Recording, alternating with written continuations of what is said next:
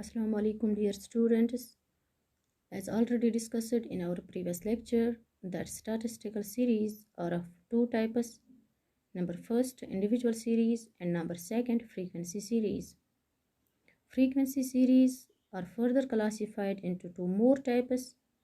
First, discrete frequency series, and the second important type of frequency series is frequency distribution, or we can say continuous frequency series. We discussed the discrete frequency series and the other types of statistical series in our previous lecture. Now in this lecture, we are going to discuss frequency distribution, also known as continuous frequency series, and its different types. Dear students, frequency distribution is a statistical series in which items assume a range of values and are placed within the range or limits. In other words, data are classified into different classes within a range. The range is called class interval. The number of times an item occurs in a particular class interval is shown as frequency against the class interval. Thus, in such a series, that is in case of frequency distribution series, different values of the variables are shown in a continuous manner along with their respective frequencies. Dear students, this type of statistical series is also known as continuous series or series with class intervals. Now coming to the types of frequency distribution. Frequency distribution are classified into 5 major types. First, exclusive series.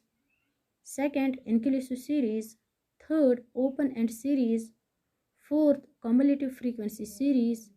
And the fifth type of frequency distribution is mid-value series. Dear students, before a detailed study of the different types of frequency distribution, let us first understand some important terms related to frequency distribution or continuous frequency series. First important term related to frequency distribution is class. A class is a range of values which incorporate a set of items. For example, 5 to 10, 10 to 15, 15 to 20 are called classes. Another important term is class limits. Students, the extreme values of a class are called class limits. Each class interval has two limits, lower limit and upper limit. Thus, class limits are the lowest and highest values that can be included in the class.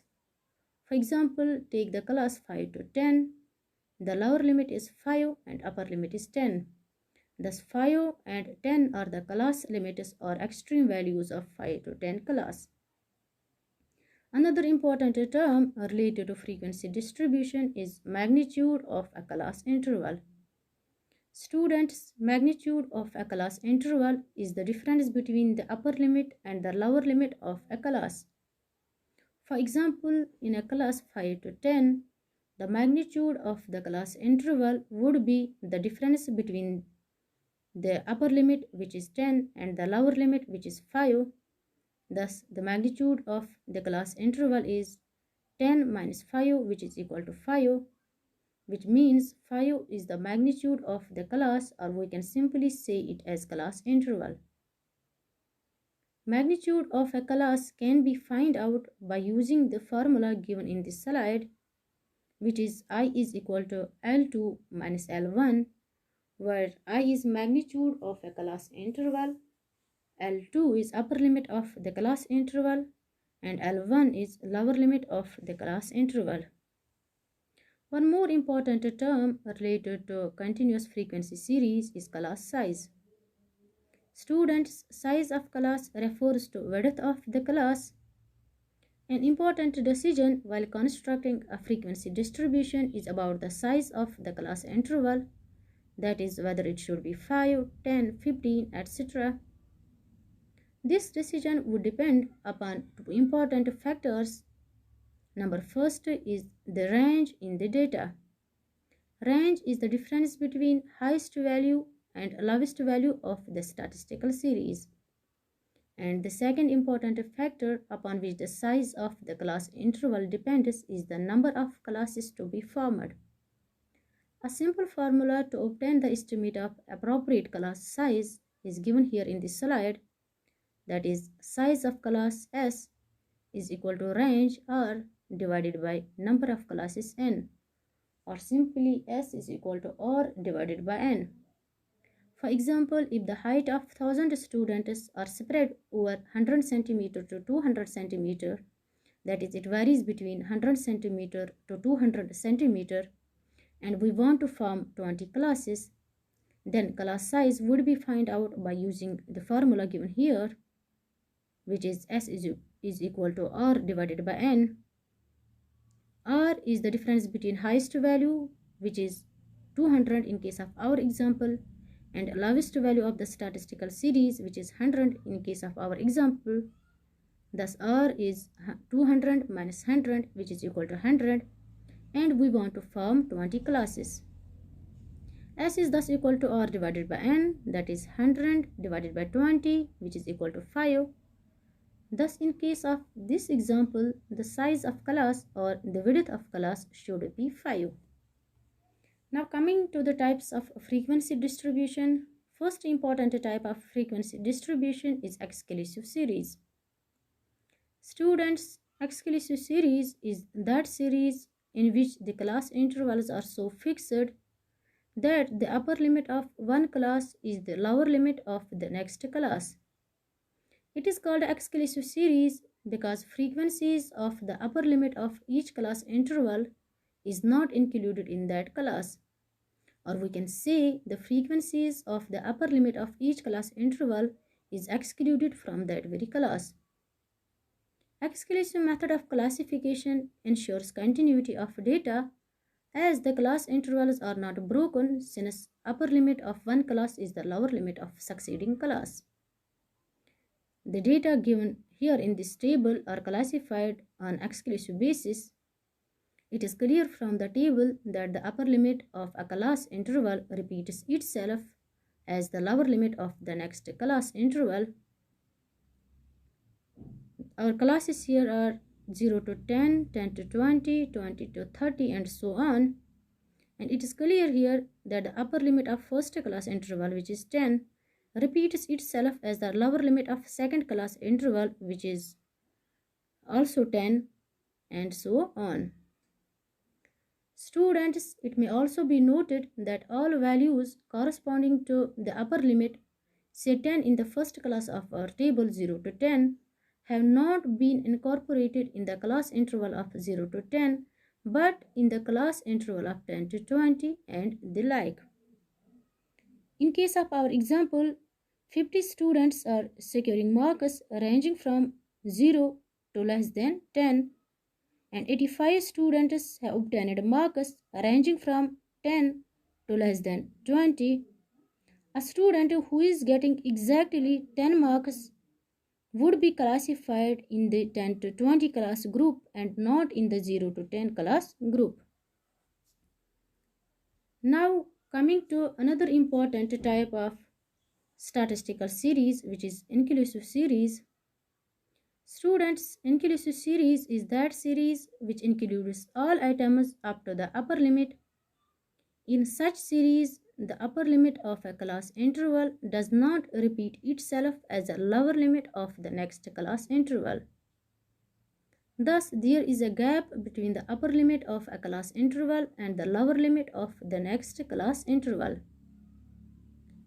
The table given here in this slide illustrates this type of series. In the table here, 10 to 14, 15 to 90, 19, 20 to 24, etc. represents an inclusive series. Thus, all the items ranging from 10 to 14 are included in that class interval. Like students getting 14 marks will be included in 10 to 14 class interval.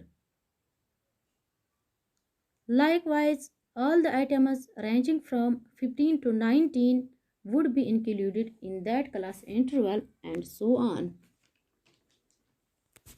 Now coming to another important type of statistical series, which is open-end series.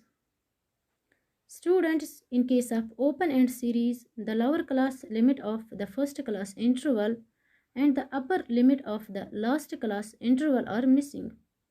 Instead of the lower class limit of first class interval and the upper limit of the last class interval, different terms are used, like less than or below is specified in place of the lower class limit of the first class, and more than or above is specified in place of the upper class limit of the last class interval. Like the table given here shows such a series. In this table, we will see that the lower limit of first class interval is missing and the upper limit of last class interval is also missing.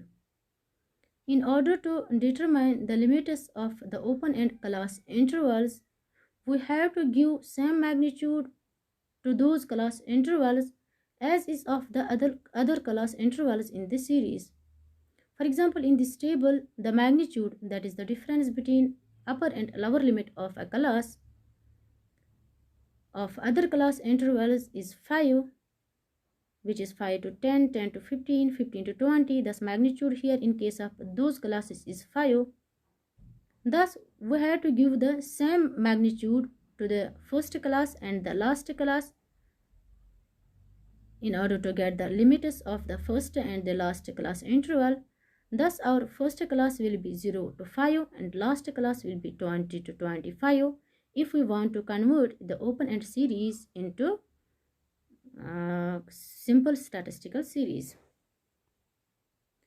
Now coming to another important type of cumulative frequency series, students, another one more important type of statistical series is cumulative frequency series. Cumulative frequency series is that series in which the frequencies are continuously added corresponding to each class interval in the series. It means that in such a series, the frequencies are progressively totaled and aggregates are shown. Table given here in this slide shows the cumulative frequency series. Dear students, there are two important ways of converting the simple frequency series into cumulative frequency series.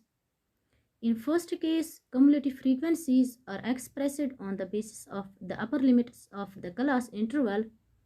For example, in the case of our table, it is less than 10, less than 15, less than 20, less than 25, and so on. And by doing this, we will get the more than cumulative frequency series. And in the second case, cumulative frequency series are expressed on the basis of lower limits of the class interval. Example, more than 5, more than 10, more than 15, and so on. And it will give us the more than cumulative frequency series. Now coming to the last important type of frequencies distribution, which is mid-value series. Before discussing the mid-value frequency series, let us first understand what is mid-value or midpoint of a class interval. Students, mid-value is the value lying halfway between the lower and upper class limits of a class interval. And the formula for calculating mid-value of a class is upper limit of the class plus lower limit of the class divided by 2. For example, in a class interval of 10 to 20, we can get the mid value firstly by adding the upper limit and the lower limit, then reduced the result by half. So in case of 10 to 20 class, mid value is 10 plus 20 divided by 2, which is equal to 15.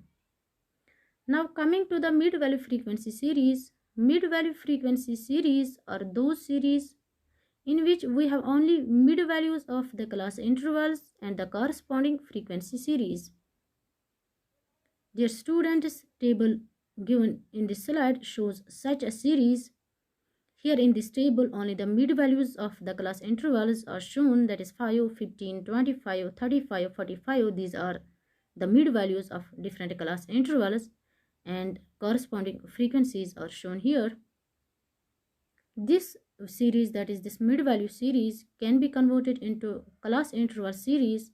What we have to do, firstly, mutual difference between mid values is determined. For example, in our case, the difference between the mid values is 10. That is, the difference between mid value 5 to 15 is 10, 15 to 25 it is also 10. So the mutual difference between mid values is 10. We firstly have to determine the mutual difference between mid values. Second, the difference so obtained is reduced to half. The difference we get, which is 10, is reduced to half. That is, we have to divide 10 by 2. When we divide 10 by 2, we will get the result of 5. The result thus obtained, that is 5, is deducted from mid value in order to get lower limit of class interval and added to the mid values in order to get upper limit of class interval. Thank you.